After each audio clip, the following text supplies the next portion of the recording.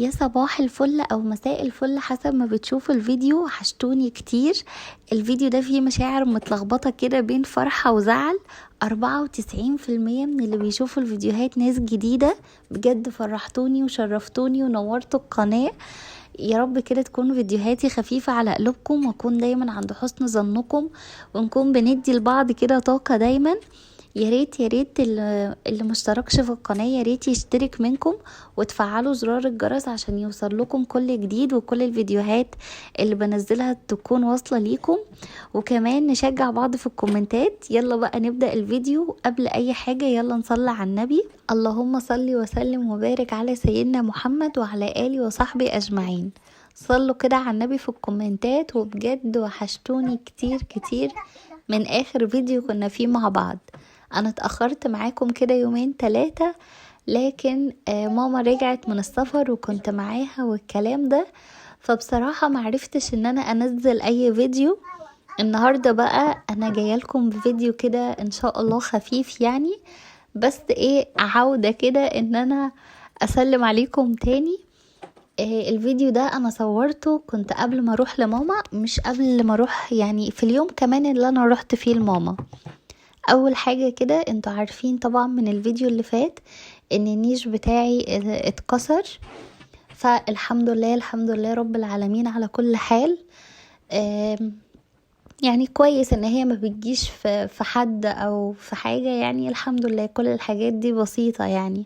فانا بصراحة حبيت ابدأ بالسفرة كده اول حاجة، عشان انتوا عارفين الحاجات لما بتتكسر كده مرة واحدة بتكون في زي فتافيت كده صغيرة وناعمة قوي، ممكن ان احنا ما نشوفهاش، لكن هي بتطير يعني من الحاجات اللي بتتكسر. فانا بصراحة كنت خايفة خالص، ومودي طبعا بيلعب احنا نمشي انا ادخل اجيب حاجة، فقلت لا لازم ابدأ بيها اول حاجة يعني. عملت ايه بقى؟ مسحت كل حاجة وانتهزت الفرصة كمان ونضفتها والكلام ده. فمسحت الترابيزة والبوفيه والحاجات اللي على البوفيه والمرايات والأرضية وكل حاجة كنستها ومسحتها كمان. قلت علشان ابقى ضامنة كده وابقى مرتاحة، يعني لو حد وقف في المنطقة دي ان هو لا قدر الله ما يتعورش ولا اي حاجة. فالكلام ده انا عملته كده بالليل، وتاني يوم كده الصبح اهو صباح الفل يعني. عملت ايه بقى؟ بدأت ان انا خلاص كنت ماشية، يعني انا كنت لابسة هدومي كده وخلاص يعني همشي اروح لماما. فعملت ايه؟ انا بحب قوي قبل ما اروح لماما ان انا اكون مخلصة كل الحاجات اللي ورايا، يعني ان انا بحيث ان انا لما اجي ارجع الاقي الشقة نظيفة، الأوضة نظيفة، الملايات نظيفة، ان انا ما كنتش عايزة اعمل حاجة تاني. يعني مش اول ما اجي ابقى ايه ده انا عايزة اغير الملايات ومش عارفة اعمل ايه وفي حاجة عايزة اغسلها وفي غسيل وفي الكلام ده، لا. بحب اخلص كل حاجة، لان انا لما برجع من عند ماما باقي اليوم ده انا بأنتخ بصراحة. بقعد كده ما بعملش اي حاجة. فقلت خلاص بقى انا كنت مخلصة السفرة، فقلت ان انا هعمل دلوقتي اوضه الاطفال، هغير الملايات وكده كده يعني حازم بس اللي بيبات في الشقه، فالدنيا يعني نوعا ما هتبقى نظيفه ومحدش يعني هيكركب الدنيا او كده. غيرت بقى الملايات، فتحت الشباك كده وخليت الاوضه تتهوى بقى وتاخد الشمس بتاعه الصبح دي. بجد يعني بيبقى فيه طاقة كده الصبح في التنظيف كمان، بجد بتبقى حاجة حلوة جدا. انا زي ما قلت لكم انا مش من الشخصيات بصراحة اللي بتصحى كتير الصبح بدري، يعني علشان انا مرتبطة بمودي وبنام زيه وبصحى زيه والكلام ده. لكن بجد لما بصحى الصبح كده وبعمل الحاجات بتاعتي بحس ان في طاقة حلوة في البيت، زائد ان الحاجات بتخلص بسرعة وبتخلص معايا كده. بحس معرفش، بحس في نظافة وطاقة كده حلوة جدا. فاليومين دول كمان برد، يعني في نسمة هوا كده انا بحبها، لكن طبعا الاطفال ما بيحبوهاش خالص. فربنا بس يسترها كده على كل الاطفال يا رب. والله مودي كان واخد دور كده برد الفترة اللي فاتت، بس والله لما رحت للدكتور قال لي ان كل الاطفال الوقت ده بياخدوا الدور ده يعني. فالحمد لله على كل حال. فانا ابتديت كده حطيت بقى الدفايات علشان نتغطى لان بصراحة عايزة اتفادى كده الشهر، يعني الكام شهر بتوع الشتا دول، ان انا احافظ على نفسي وعلى مودي، لان احنا بصراحة تعبنا في الشتا وحش جدا. يعني انا كمان ممكن تلاحظوا ان انا عندي كده كحة بسيطة، فربنا يسترها يعني. النور بقى كان قاطع ولسه جاي، فا بصوا روقت كل حاجة اهو معاكم، السرير والترابيزة كده، شلت اي حاجة مثلا كوبايات كنا بنشرب او كده، وحطيت الدفايات.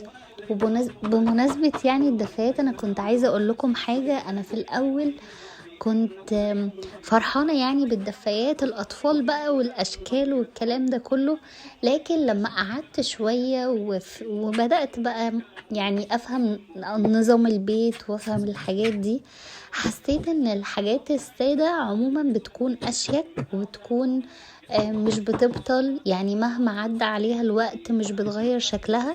انا الدفايات والحاجات بتاعتي انا بحبها وبحب شكلها وكده، لكن انا بتكلم في كل مثلا واحدة بتجهز جديد، ما تعتمديش ابدا على الحاجات مثلا الاطفال. يعني دلوقتي خلاص اوض الاطفال دي ما بقاش حد يستخدمها كاطفال صريحة، يعني ان انتي تستخدمي بصراحة اكتر الحاجات السيمبل والهادية والسادة، والحاجات دي بتكون اشيك جدا، وكمان مش بتبطل، وكمان بتقعد معاكي فترة اطول. ولادك لما يكبروا الحاجات دي هتفضل قاعدة معاهم، يعني مش هيقولوا لا دي مثلا شكل مختلف علينا او الكلام ده.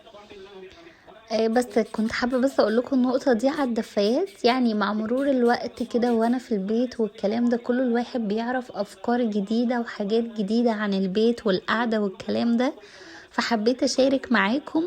وان شاء الله كده ممكن اشارك معاكم كل معلومة انا استفدتها، يعني من بقى مع مرور الوقت من قبل الجواز وبعد الجواز الحاجات بتختلف تماما في اختياراتنا والكلام ده، لان احنا في بيوتنا عموما مثلا مع اهلنا او كده ما بنبقاش برضو، حتى لو بنساعدهم ما بنبقاش بنفس القدر كده، ان احنا نفهم الحاجات دي ايوه مثلا مفيدة ولا مش مفيدة، هل هي صحية، هل هي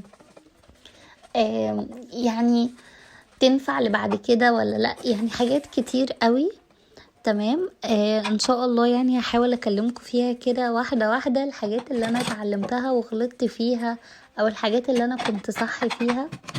وبس كده خلصت بقى اوضه الاطفال، ورشيت كده فيها المعطر، ورشه بقى على الستاير، ولو فيها ورد لو فيها اي حاجة الريحة بتثبت فيها جدا وبتبقى حلوة. كمان كنستها بصراحة ما مسحتهاش، هي ما كانتش مستاهلة قوي، فانا كنستها كده وكنست الارض يعني والسجادة اللي فيها والكلام ده، وبس على كده. ودخلت بقى للمواعين. كان عندي بصراحة كده حاجات مواعين بسيطة خالص، يعني بتاعة الاكل العشاء، ولو شربنا كده حاجة بالليل ولا حاجة فكان لازم ان انا اغسل كل المواعين.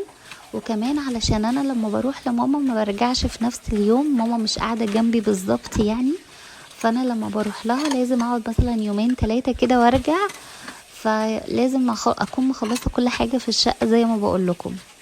كمان لما برجع والله بحس براحة كبيرة كده ان الشقة نظيفة، ما بحسش ان انا ورايا مجهود تاني، خصوصا ان انا ببقى جاية من مشوار وتعب، فما بحسش ان انا جاية هعمل حاجات تاني ورايا.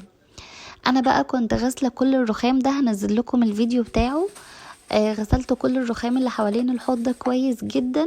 فانا دلوقتي مسحته كده من يعني الحاجات بس اللي باينة قدامي، ما عملتش يعني بعمق قوي، لان انا هوريكم الفيديو اللي بعد ده ان شاء الله ان انا غسلت الرخام ازاي.